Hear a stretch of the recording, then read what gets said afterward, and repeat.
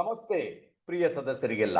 ಇವತ್ತು ನಾವು ಬಹಳ ವಿಶೇಷವಾಗಿ ಸಾಡೆ ಸಾತಿ ಶನಿಯ ಬಗ್ಗೆ ಮಾತಾಡಲಿಕ್ಕೆ ಪ್ರಯತ್ನ ಮಾಡೋಣ. ಈ ಸಾಡೆ ಸಾತಿ ಶನಿ ವರದಾನವು ಅಥವಾ ಶಾಪವು ಏನಿರುತ್ತೆ, ಇದರ ಹಿನ್ನೆಲೆ, ಅದರ ಬಗ್ಗೆ ಇವತ್ತು ಟಿಪ್ಪಣಿ ಮಾಡ್ತೇನೆ. ಬಹಳ ವಿಶೇಷವಾಗಿ ಏನಾಗುತ್ತೆ ಅಂದ್ರೆ, ಈಗಿನ ಮೂಮೆಂಟ್ ಅಲ್ಲಿ, ಪ್ರಸ್ತುತ ಪರಿಸ್ಥಿತಿಯಲ್ಲಿ ಕುಂಭರಾಶಿ, ಮೀನರಾಶಿ, ಮೇಷರಾಶಿಯವರಿಗೆ ಸಾಡೆ ಸಾತಿ ಶನಿಯ ಇಂಪ್ಯಾಕ್ಟ್ ಇದೆ. ಕುಂಭರಾಶಿಯವರಿಗೆ ಸಾಡೆ ಸಾತಿ ಶನಿ ಕೊನೆ ಹಂತ, ಮೀನರಾಶಿಯವರಿಗೆ ಸಾಡೆ ಸಾತಿ ಶನಿಯ ಎರಡನೇ ಹಂತ, ಮೇಷರಾಶಿಯವರಿಗೆ ಸಾಡೆ ಸಾತಿ ಶನಿಯ ಮೊದಲನೇ ಹಂತ. ಈ ಸಾಡೆ ಸಾತಿ ಶನಿ ಅಂದ್ರೆ, ಈ ಚಂದ್ರ ಇರ್ತಾನಲ್ವ ನಿಮ್ಮ ಜಾತಕದಲ್ಲಿ, ನಿಮ್ಮ ರಾಶಿ ಇರುತ್ತೆ ಅಂದ್ರೆ ಚಂದ್ರ, ಆ ರಾಶಿಯಲ್ಲಿ ಚಂದ್ರ ಇರ್ತಾನೆ. ಚಂದ್ರನ ಜೊತೆಗೆ ಶನಿ ಬಂದಾಗ, ಚಂದ್ರನಿಗೆ 12ನೇ ಮನೆಯಲ್ಲಿ ಶನಿ ಬಂದಾಗ, ಚಂದ್ರನಿಗೆ 2ನೇ ಮನೆಯಲ್ಲಿ ಶನಿ ಬಂದಾಗ ಇದನ್ನ ಸಾಡೆ ಸಾತಿ ಅಂತ ಕರಿತೇವೆ. ಸಾಡೆ ಸಾತಿ ಅಂದ್ರೆ 7.5 ವರ್ಷ. ಶನಿ ಮಹಾರಾಜ ಒಂದು ರಾಶಿಯಲ್ಲಿ 2.5 ವರ್ಷ ಭ್ರಮಣ ಮಾಡ್ತಾನೆ. ಚಂದ್ರನ ಜೊತೆಗೆ ಮತ್ತೆ ಅಕ್ಕಪಕ್ಕ ಶನಿ ಭ್ರಮಣ ಮಾಡಬೇಕಾದ್ರೆ ಆ 3 ರಾಶಿಗಳಲ್ಲಿ 7.5 ವರ್ಷ ಕಂಪ್ಲೀಟ್ ಆಗುತ್ತೆ. ಇದಕ್ಕೆ ಸಾಡೆ ಸಾತಿ ಶನಿ ಅಂತ ಹೆಸರಿಟ್ಟಿದ್ದಾರೆ.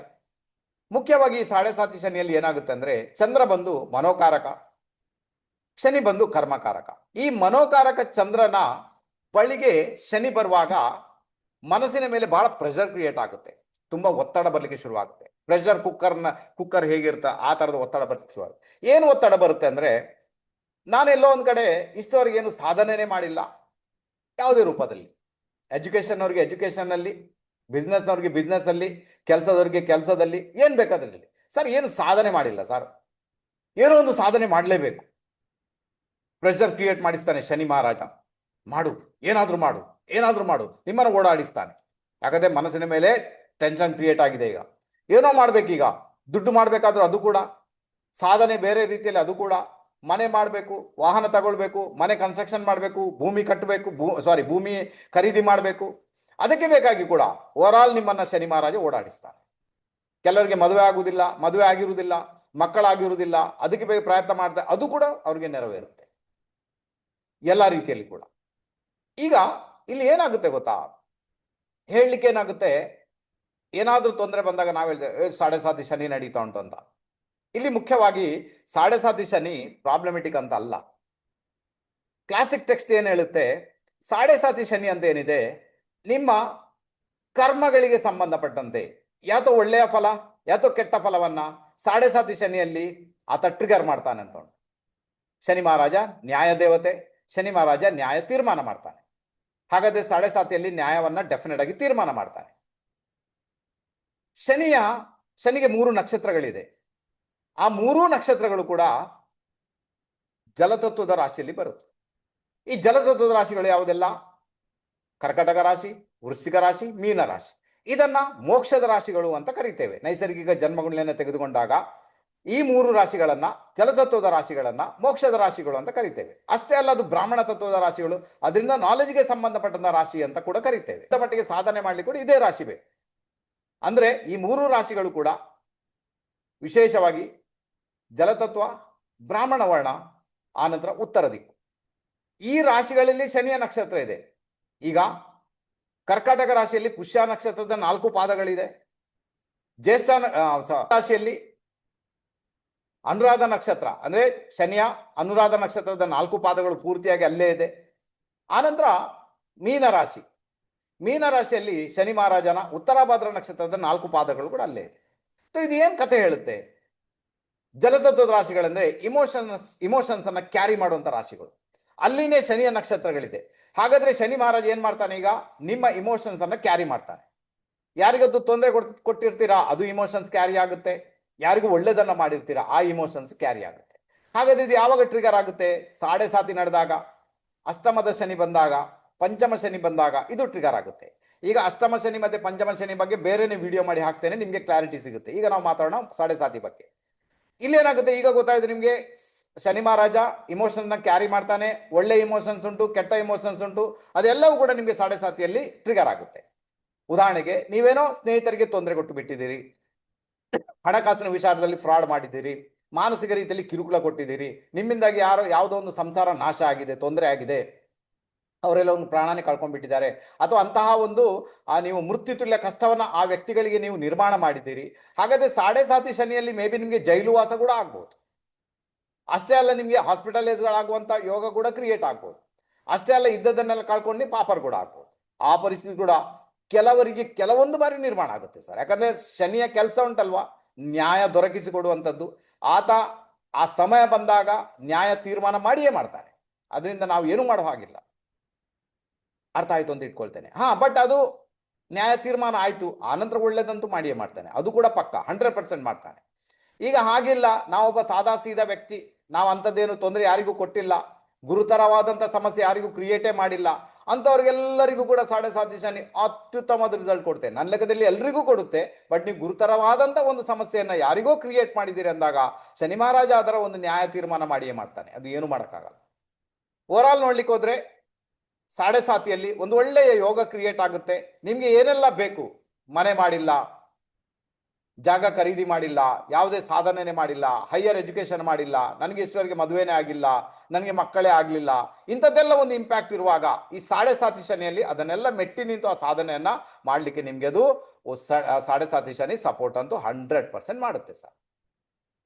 ಈಗ ಒಂದು ಮಾತು ನಿಮ್ಗೆ ಹೇಳ್ತೇನೆ, ನೀವು ಸ್ವಲ್ಪ ಅರ್ಥ ಮಾಡ್ಕೊಳ್ಳಿ. ಇಲ್ಲಿ ಏನಾಗುತ್ತೆ ಗೊತ್ತಾ, ಜಾತಕದಲ್ಲಿ ಒಂದು ಲಗ್ನ ಇದೆ, ನಿಮ್ಗೆ ಹುಟ್ಟಿದ ಸಮಯದಲ್ಲಿ ಉದಯ ಆದಂತ ರಾಶಿ ಅದು ಲಗ್ನವಾಗಿ ಬಂದಿರುತ್ತೆ, ಇನ್ನೊಂದು ಕಡೆ ಚಂದ್ರ ಇದ್ದಾನೆ, ಅದು ರಾಶಿಯಾಗಿ ಬಂದಿರುತ್ತೆ. ಇಲ್ಲಿ ಮುಖ್ಯವಾಗಿ ಏನಾಗುತ್ತೆ, ನಿಮ್ಮ ಲಗ್ನ ಮತ್ತೆ ಲಗ್ನದಲ್ಲಿ ಯಾವುದಾದ್ರೂ ಪ್ಲಾನೆಟ್ಸ್ ಯಾವುದು ಕೂಡ ಇರಲಿ, ಅದು ನೆಗೆಟಿವ್ ಪಾಸಿಟಿವ್ ವಿಷಯ ಬೇರೆ, ಮ್ಯಾಲಿಫಿಕ್ ಬೆನಿಫಿಕ್ ವಿಷಯ ಬೇರೆ. ಲಗ್ನದಲ್ಲಿ ಯಾವುದಾದ್ರೂ ಪ್ಲಾನೆಟ್ಸ್, ಅದರ ಅಕ್ಕಪಕ್ಕ ಯಾವುದೇ ಪ್ಲಾನೆಟ್ಸ್, ಲಗ್ನದ ಅಕ್ಕಪಕ್ಕ ಪ್ಲಾನೆಟ್ಸ್ ಇದು ಬಂದಾಗ ಏನಾಗುತ್ತೆ, ನೀವು ನಿಮ್ಮ ಸ್ವ ಉನ್ನತಿಗೆ ಬೇಕಾಗಿ 100% ಪ್ರಯತ್ನ ಮಾಡ್ತೀರಾ, ಅದೇ ರೀತಿ ಆ ಉನ್ನತಿಯನ್ನು ಕೂಡ ನೀವು ಪಡ್ಕೊಳ್ತೀರಾ. ಯಾರಿಗಾದ್ರೂ ಉಂಟು, ನೀವು ಬೇಕಾದ್ರೆ ನೋಡ್ಕೊಳ್ಳಿ. ಈಗ ಅಲ್ಲಿ ಶನಿ ಬಂದ, ರಾಹು ಬಂದ, ಕೇತು ಬಂದ, ಸ್ಟ್ರಗಲ್ ಆಗ್ಬೋದು, ಇಲ್ಲ ಅಂತೇನಿಲ್ಲ. ಬಟ್ ನೀವು ಹಠ ಬಿಡದೆ ನಂಗೆ ಏನೋ ಮಾಡ್ಲೇಬೇಕನ್ನೋ ಛಲವನ್ನು ಇಟ್ಕೊಂಡು ನೀವು ಮುಂದೆ ಹೋಗುವಂತ ಯೋಗ ಭಾಗ್ಯ 100% ಕ್ರಿಯೇಟ್ ಆಗುತ್ತೆ. ಬೇಕಾದ್ರೆ ಟ್ರೈ ಮಾಡಿ ನೋಡಿ. ಅಲ್ಲಿ ಇರಬೇಕು ಗ್ರಹಗಳು. ಹಾಗೆ ಇಲ್ಲ ಅದರ ಅಪೋಸಿಟ್ ಸೈಡ್ ಅಲ್ಲಿ ಇದೆ ಅಂತ ಇಟ್ಟುಕೊಳ್ಳೋಣ. ಅಪೋಸಿಟ್ ಸೈಡ್ ಅಲ್ಲಿ ಇದೆ ಅಂದ್ರೆ ಲಗ್ನಕ್ಕೆ 7th ಹೌಸ್ ಅಲ್ಲಿ, 6ನೇ ಮನೆಯಲ್ಲಿ, 7ನೇ ಮನೆಯಲ್ಲಿ, 8ನೇ ಮನೆ ಪ್ಲಾನೆಟ್, ಮದುವೆ ಆದ ನಂತರ ಸಾಧನೆ ಮಾಡ್ತೀರಿ ಅಂತ ಮತ್ತೊಂದು ಇಂಡಿಕೇಶನ್. ಓವರ್ ಆಲ್ ಏನೇ ಇರಲಿ ಸಾಧನೆ ಅಂತೂ ಆಗುತ್ತೆ. ಲಗ್ನಕ್ಕೆ ಅಕ್ಕಪಕ್ಕದಲ್ಲಿ ಪ್ಲಾನೆಟ್ಸ್ ಇದ್ದಾಗ ಸಾಧನೆ ಮಾಡ್ತೀರಿ ಅಂತ ಆಯ್ತು. ಅದೇ ತರ ಇಲ್ಲಿ ಕೂಡ ಚಂದ್ರ ಅಂದ್ರೆ ಮನೋಕಾರಕ. ಹಾಗಾದ್ರೆ ಚಂದ್ರ ಯಾವ ರಾಶಿಯಲ್ಲಿದ್ದಾನೆ, ಆ ಚಂದ್ರನ ಜೊತೆಗೆ ಯಾರಿದ್ದಾರೆ, ಚಂದ್ರನ ಅಕ್ಕಪಕ್ಕ ಯಾರಿದ್ದಾರೆ, ಹಾಗಾದ್ರೆ ಮಾನಸಿಕ ರೀತಿಯಲ್ಲಿ ದೃಢತೆಯನ್ನ ಪಡ್ಕೊಂಡು ಲೈಫಲ್ಲಿ ಸಾಧನೆ ಮಾಡಲಿಕ್ಕೆ ಬೇಕಾಗಿ ಅಥವಾ ಲೈಫಲ್ಲಿ ದೊಡ್ಡ ಮಟ್ಟಿಗೆ ಸಾಧನೆ ಮಾಡುವಂತ ಯೋಗ ಭಾಗ್ಯ ಇಲ್ಲಿ ಕೂಡ ಕ್ರಿಯೇಟ್ ಆಗುತ್ತೆ. ಹಾಗಾದ್ರೆ 7.5 ಬಂದಾಗ ನೀವು ಒಳ್ಳೆಯ ಒಂದು ಸಮಯವನ್ನ ನೋಡ್ತೀರಿ ಅಂತ ಇಂಡಿಕೇಶನ್ ಅಂತೂ ಆಯ್ತು. ಯಾಕಂದ್ರೆ ಒಂದು ಏನಾಗುತ್ತೆ, ಚಂದ್ರನ ಬಳಿ ಶನಿ ಬರ್ತಾ ಇದ್ದಾನೆ ಅಂದಾಗ ಮಾನಸಿಕ ರೀತಿಯಲ್ಲಿ ಒತ್ತಡ ಕ್ರಿಯೇಟ್ ಆಗಿ ಏನೋ ಮಾಡ್ಬೇಕೆನ್ನೋ ಒಂದು ಛಲವನ್ನ ಹೊತ್ತುಕೊಂಡು ಎಲ್ಲ ಸಾಧನೆ ಮಾಡುವಂತ ಯೋಗನೂ ಕ್ರಿಯೇಟ್ ಆಗುತ್ತೆ. ಅಷ್ಟೇ ಅಲ್ಲದೆ ಎಲ್ಲ ರೀತಿಯಲ್ಲಿ ಕೂಡ ಸ್ವ ಉನ್ನತಿಗೆ ಬೇಕಾಗಿ ಪ್ರಯತ್ನ ಮಾಡುವಂತ ಯೋಗ ಭಾಗ್ಯ ಕೂಡ ಕ್ರಿಯೇಟ್ ಆಗುತ್ತೆ. ಆಲ್ಮೋಸ್ಟ್ ಇದನ್ನ ಮಾಡಿಯೇ ಮಾಡ್ತೀರಾ. ಹಾಗಾದ್ರೆ ಈಗ ನೀವು ಡಿಸೈಡ್ ಮಾಡಿ 7.5 ಶನಿ ಒಳ್ಳೇದ ಕೆಟ್ಟದ. ನಾನು ಹೇಳ್ತೀನಿ ಎಲ್ಲಾ ರೀತಿಯಲ್ಲಿ ಕೂಡ ಒಳ್ಳೇದೆ, ನೀವು ಚಿಂತೆ ಮಾಡಬೇಡಿ. ಒಂದು ವೇಳೆ ಸರ್ ನಂಗೆಲ್ಲೋ ಜೈಲಿಗೆ ಹೋಗ್ಲಿಕ್ಕೆ ಸಿಕ್ಕಿತ್ತು, ಬುದ್ಧಿ ಕಲಿಸಿಕೆ ಹೋಗಿರ್ತಾರೆ, ಹಾಸ್ಪಿಟಲ್ಗೆ ಹೋಗ್ಲಿಕ್ಕೆ ಸಿಕ್ತು, ಅದು ಬುದ್ಧಿ ಕಲಿಸಿಕೆ ಹೋಗ್ತಿರ್ತಾರೆ. ಈ ಒಂದು 7.5 ನಡಿಬೇಕಾದ್ರೆ ಇಲ್ಲಿ ನಿಮ್ಗೆ ಗೊತ್ತಾಗುತ್ತೆ ನಿಮ್ಮ ಸಂಬಂಧಿಕರು ಯಾರು ಎಷ್ಟರ ಮಟ್ಟಿಗೆ ನಿಮ್ ಜೊತೆ ಇರ್ತಾರೆ, ನಿಮ್ಮ ಸ್ನೇಹಿತರು ಯಾರು ಎಷ್ಟರ ಮಟ್ಟಿಗೆ ನಿಮ್ ಜೊತೆ ಇರ್ತಾರೆ, ನೀವು ಪ್ರೀತಿಸುವಂತ ವ್ಯಕ್ತಿಗಳು ಯಾರು ಎಷ್ಟರ ಮಟ್ಟಿಗೆ ನಿಮ್ ಜೊತೆ ಇರ್ತಾರೆ, ಇದೆಲ್ಲ ಡಿಸೈಡ್ ಆಗುತ್ತೆ. 7.5 ಮುಗಿದು ಎಲ್ಲ ಹೊರಬಂದ ನಂತರ ಅವಾಗ ಒಂದು ಹೊಸ ವ್ಯಕ್ತಿಯಾಗಿ ನೀವು ಸಮಾಜದಲ್ಲಿ ಗುರುತಿಸ್ಕೊಳ್ತೀರ, ಒಬ್ಬ ಹೊಸ ವ್ಯಕ್ತಿ. ಆಗ ನಿಮ್ಗೆಲ್ಲ ಗೊತ್ತಾಯ್ತು, ಈಗ ಜೀವನ ಏನು ಅಂತ ಅರ್ಥ ಆಯ್ತು. ಶನಿ ಮಹಾರಾಜ ಏನ್ ಮಾಡಿದ, ಜೀವನ ಏನು ಅಂತ ಅರ್ಥ ಮಾಡಿಸಿ ತೋರಿಸಿದ, ನಿಮ್ಗೆ ಗೊತ್ತಾಯ್ತು. ಈಗ 7.5 ಮೊದಲು ಏನಿದ್ದೀರಾ ಅದು ಬೇರೆನೆ, 7.5 ಬಂದ ನಂತರ ಏನಿರ್ತೀರಾ ಅದು ಬೇರೆ. ಅರ್ಥ ಆಯ್ತು ಅಂತ ಇಟ್ಕೊಳ್ತೇನೆ. ಸೊ ಅದಕ್ಕೋಸ್ಕರ ಹೇಳ್ತೀನಿ, ಯಾರಿಗೆಲ್ಲ 7.5 ಆರಂಭ ಆಗಿದೆ ಅಲ್ವಾ, ಅಂದ್ರೆ ಈಗ ಮೇಷರಾಶಿಯವರಿಗೆ ಆರಂಭ ಆಗಿದೆ, ಒಂದು ಫೇವರಬಲ್ ಪೀರಿಯಡ್ ಇದೆ ಅಲ್ವಾ. ಸೊ ಇದನ್ನ ಅರ್ಥ ಮಾಡ್ಕೊಳ್ಳಿ. ಮೀನರಾಶಿ 2ನೇ ಹಂತ ನಡೀತಾ ಉಂಟು, ಪರವಾಗಿಲ್ಲ, ನಿಮ್ಗೆ ಸ್ಟ್ರಗಲ್ ಇದೆ, ಬಟ್ ಖಂಡಿತ ನಿಮ್ಗೆ ಒಂದು ಒಳ್ಳೆಯ ಸಾಧನೆ ಮಾಡುವಂತ ಯೋಗ ಭಾಗ್ಯ ಭಗವಂತ ಆಲ್ರೆಡಿ ಕ್ರಿಯೇಟ್ ಮಾಡಿದ್ದಾನೆ, ಅದನ್ನು ಉಪಯೋಗ ಮಾಡ್ಕೊಳ್ಳಿ. ಕುಂಭರಾಶಿಯವರಿಗೆ ಆಲ್ರೆಡಿ ಅವ್ರಿಗೆ ಸಾಧನೆ ಆಗಿ ಹೋಗಿರ್ತದೆ, ಕೆಲವರಿಗೆಲ್ಲ ಫೈನಾನ್ಷಿಯಲಿ ಫ್ರಾಡ್ ಆಗಿರ್ತದೆ, ತೊಂದರೆ ಆಗಿರ್ತದೆ, ಸ್ನೇಹಿತರ ಮುಖಾಂತರ ಸಮಸ್ಯೆ ಆಗಿರ್ತದೆ. ಕುಂಭರಾಶಿಯವರು ಕೆಲವರೆಲ್ಲ ಜೈಲಿಗೆ ಹೋಗಿ ಕೂಡ ಬಂದಿದ್ದಾರೆ, ಅರ್ಥ ಆಯ್ತಾ. ಬಟ್ ಅವ್ರು ಈಗ ಅರ್ಥ ಮಾಡ್ಕೊಂಡಿದ್ದಾರೆ, ನಾನೆಲ್ಲೋ ತಪ್ಪು ಮಾಡಿದ್ದೇನೆ, ಏನೋ ಸಮಸ್ಯೆ ಆಗಿದೆ, ಈಗ ಸರಿಯಾಗ್ತಾರೆ. ಈಗ ಅಂತ ತಪ್ಪನ್ನ ಮಾಡುದಿಲ್ಲ ಅಂದಾಗ ಅವ್ರಿಗೆ ಮುಂದೆ ಹೋಗಿ ಯಾವುದೇ ಸಮಸ್ಯೆಗಳು ಆಗ್ಲಿಕ್ಕೆ ಕೂಡ ಇಲ್ಲ. ಈಗ ನಾನು ನನ್ನ ಬಗ್ಗೆನೇ ಹೇಳ್ಬೇಕಾದ್ರೆ, ನಂದು ಕುಂಭರಾಶಿ. ಹೇಗೆ 7.5 ಸ್ಟಾರ್ಟ್ ಆಯ್ತು ಸರ್, ಹಾಗೇನೆ ನನಗೊಂದು ಮನೆ ಆಯ್ತು, ಅರ್ಥ ಆಯ್ತಾ. ಇದೀಗ ಇಲ್ಲಿ ರೆಕಾರ್ಡಿಂಗ್ ಮಾಡ್ತಾ ಇದ್ದೇನೆ, ಇದು ಆಫೀಸ್. ಆಫೀಸ್ ಇದೆ, ಇಲ್ಲಿ ಪಕ್ಕದಲ್ಲಿ ಮನೆ ಇದೆ, ಏನು ಸಮಸ್ಯೆ ಇಲ್ಲ, ತೊಂದರೆ ಇಲ್ಲ. ನನಗೆ ಎಷ್ಟು ಬೇಕಾ ತಕ್ಕ ಮಟ್ಟಿಗೆ ನಾವಂತೂ ಇದ್ದೇವೆ. ಸ್ಟ್ರಗಲ್ ಇದೆ, ಪರವಾಗಿಲ್ಲ, ಇರಲಿ, ಸ್ಟ್ರಗಲ್ ಮಾಡಬೇಕು. ಸ್ಟ್ರಗಲ್ ಮಾಡಿ ಮಾಡಿ ಜೀವನವನ್ನು ಜಯಿಸಬೇಕು ಅಲ್ವಾ? ಈಸಿ ಜಯಿಸಬೇಕು. ಅದು ಎಲ್ಲರಿಗೂ ಇರುವಂಥದ್ದು, ಏನು ತೊಂದರೆ ಇಲ್ಲ ಅಲ್ವಾ? 7.5 ಅಂತ ನನಗೇನು ಅಂತ ದೊಡ್ಡ ಸಮಸ್ಯೆನೂ ಆಗಲಿಲ್ಲ ಸರ್, 100% ಆಗಲಿಲ್ಲ. ಆತ ಸ್ಟೇಟಸ್ ಅನ್ನು ಕ್ರಿಯೇಟ್ ಮಾಡಿದ, ಇಷ್ಟವರಿಗೆ ಮನೇನೇ ಇರಲಿಲ್ಲ, ಮನೆ ಕೊಟ್ಟು ಬಿಟ್ಟ ತಾನೇ. ನಾನಿದ್ದೀನಿ ಇಲ್ಲಿ, ಅದಕ್ಕೆ ಪ್ರತ್ಯಕ್ಷ ಸಾಕ್ಷಿ. ಹಾಗಾದ್ರೆ ನಿಮಗೂ ಆಗುತ್ತೆ, ನನಗೆ ಆದದ್ದು 7.5 ನಿಮಗೂ ಆಗುತ್ತೆ, ಅದು 100% ಆಗುತ್ತೆ. ದಯವಿಟ್ಟು ನೀವು ಅದಕ್ಕೆ ಬೇಗ ಪ್ರಯತ್ನ ಮಾಡಿ, ಓಕೆನಾ? ರೈಟ್. ಹಾಗಾದ್ರೆ ಈಗ ಪರಿಹಾರ ನೀವು ಕೇಳ್ತೀರ, ಓಕೆನಾ? ನಾನು ಹೇಳ್ತೀನಿ, ಯಾವುದೇ ದೇವಸ್ಥಾನಕ್ಕೆ ಹೋಗೋದ್ರಿಂದ ಏನಾಗುತ್ತೆ, ದೇವಸ್ಥಾನದಲ್ಲಿ ನಡೆಯುವಂಥ ಪೂಜೆ, ದೇವಸ್ಥಾನದಲ್ಲಿರುವಂತಹ ದೇವರ ಮೂರ್ತಿ ಅಥವಾ ಅಲಂಕೃತವಾದ ದೇವರ ಮೂರ್ತಿ, ಅದನ್ನು ನೋಡ್ತೀರಾ, ಅರ್ಥ ಆಯ್ತಾ ನಿಮಗೆ? ಘಂಟಾನಾದವನ್ನು ಕೇಳ್ತೀರಾ, ಅವಾಗೇನಾಗುತ್ತೆ, ನಿಮ್ಮ ಭಾವನೆಗಳಲ್ಲಿ ಬದಲಾವಣೆ ಬರುತ್ತೆ. ಒಂದು ವೇಳೆ ಪ್ರತಿದಿನ ನೀವು ದೇವಸ್ಥಾನಕ್ಕೆ ಹೋಗ್ತಾ ಇದ್ರೆ, ನಿಮ್ಮ ಇದ್ದ ಭಾವನೆಗಳೇ ಬೇರೆ, ಈಗ ಇರುವ ಭಾವನೆಗಳೇ ಬೇರೆ. ಕೆಟ್ಟ ಭಾವನೆ ಹೊರಟೋಯ್ತು, ಪಾಸಿಟಿವ್ ಭಾವನೆ ಬರಲಿಕ್ಕೆ ಶುರುವಾಯಿತು. ಲೈಫಲ್ಲಿ ಸಕ್ಸಸ್ ಕೂಡ ಬರಲಿಕ್ಕೆ ಶುರುವಾಯಿತು. 7.5 ಇದೆ ಅಥವಾ ನಿಮಗೆ ತುಂಬಾ ಸಮಸ್ಯೆ ಇದೆ, ಬಾರಿಗೂ ದೇವಸ್ಥಾನಕ್ಕೆ ಹೋಗಿ. ಅದು ಆಗಲೇ ಹೋಗಿ, ಈ ಸಮಯದಲ್ಲಿ ಹೋಗಿ, ಇಂಥ ಸಮಯದಲ್ಲಿ ನಾನು ಯಾವಾಗ ಬೇಕಾದ್ರೂ ಹೋಗಿ, ಅಥವಾ ಅಲ್ಲಿ ಪೂಜಾ ಸಮಯದಲ್ಲಿ ಹೋಗಿ ಭಾವನೆಗಳನ್ನು ಬದಲಾವಣೆ ಮಾಡ್ಕೊಳ್ಳಿ. ನಿಮ್ಮ ಭಾವನೆಗಳಲ್ಲಿ ಬದಲಾವಣೆ ಬರಲಿಕ್ಕೆ ಶುರುವಾಗುತ್ತೆ, ನೀವು ಗೆದ್ದು ಬಿಡ್ತೀರ. ಸರ್ 7.5 ನಡೀತೊಂಡು ಆಂಜನೇಯನ ಟೆಂಪಲ್ಗೆ ಹೋಗ್ತೇನೆ, ಪಕ್ಕಾ ಹೋಗಿ, ಏನು ತೊಂದರೆ. ಆಂಜನೇಯನ ಟೆಂಪಲ್ಗೆ ಹೋಗಿ, ಅಲ್ಲಿ ಎಳ್ಳೆಣ್ಣೆಯನ್ನು ಅರ್ಪಣೆ ಮಾಡಿ ಬನ್ನಿ, ಪೂಜೆ ಮಾಡಿಸ್ಕೊಂಡು ಬನ್ನಿ, ಆಂಜನೇಯನನ್ನು ಕಣ್ತುಂಬ ನೋಡ್ಕೊಳ್ಳಿ. ಅವಾಗ ಕೂಡ ನಿಮಗೆ ಒಳ್ಳೆ ರಿಸಲ್ಟ್ ಬರುವಂಥ ಯೋಗ ಭಾಗ್ಯ ಕ್ರಿಯೇಟ್ ಆಗುತ್ತೆ ಸರ್, ಓಕೆನಾ? ಆನಂತರ ಹಿರಿಯ ವ್ಯಕ್ತಿಗಳಿಗೆ ಗೊತ್ತಾಗುತ್ತೆ. ಶನಿ ಅಂದರೆ ಹಿರಿಯ ವ್ಯಕ್ತಿಗಳು, ಅವ್ರಿಗೆ ರೆಸ್ಪೆಕ್ಟ್ ಮಾಡಿ ಎಲ್ಲ ರೀತಿಯಲ್ಲಿ ಕೂಡ. ಆದರೆ ಕ್ಲಾಸಿಕಲ್ ಟೆಕ್ಸ್ಟಲ್ಲಿ ಏನು ಹೇಳಿದ್ದಾರೆ ಗೊತ್ತಾ ನಿಮಗೆ? ಯಾರೆಲ್ಲ ಸ್ತ್ರೀಯರಿಗೆ ಗೌರವ ಕೊಡ್ತಾರೆ, ಯಾರೆಲ್ಲ ಹಿರಿಯರಿಗೆ ಗೌರವ ಕೊಡ್ತಾರೆ, ಯಾರೆಲ್ಲ ಬಡ ವ್ಯಕ್ತಿಗಳ ಸೇವೆ ಮಾಡ್ತಾರೆ, ಅವರಿಗೆ 7.5 ಏನು ಪ್ರಾಬ್ಲಮ್ ಕ್ರಿಯೇಟೇ ಮಾಡೋದಿಲ್ಲ.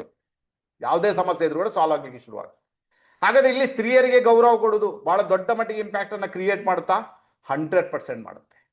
ಇಲ್ಲಾಂದ್ರೆ 7.5 ಸ್ತ್ರೀಯರಿಗೆ ಗೌರವ ಕೊಟ್ಟಿಲ್ಲ, ಮತ್ತೆ ಫೋಕ್ಸೋ, ಅರ್ಥ ಆಯ್ತಾ, ಹಾಕಿಸ್ಕೊಳ್ಬೇಕಾಗುತ್ತೆ ಅಲ್ವಾ? ಅರ್ಥ ಆಯ್ತಾ ನಿಮ್ಗೆ? ಗೊತ್ತಾಯ್ತು ಅಂತ ಇಟ್ಕೊಳ್ತೇನೆ, ಅಥವಾ ಪ್ರಾಬ್ಲಮ್ ಕ್ರಿಯೇಟ್ ಆಗುತ್ತೆ, ಸಮಸ್ಯೆ ಕ್ರಿಯೇಟ್ ಆಗುತ್ತೆ, ಅತ್ಯಾಚಾರಿಗಳಂತ ಹಣೆಪಟ್ಟಿ ಕಟ್ಕೊಳ್ಬೇಕಾಗುತ್ತೆ.